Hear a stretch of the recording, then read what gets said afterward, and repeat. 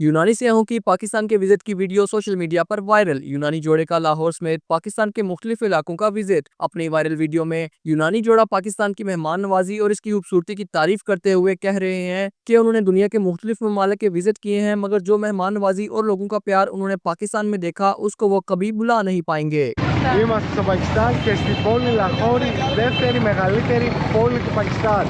Θέλω να σας δείξω μπροστά μου αυτή εδώ την πύλη που λέγεται Delegate.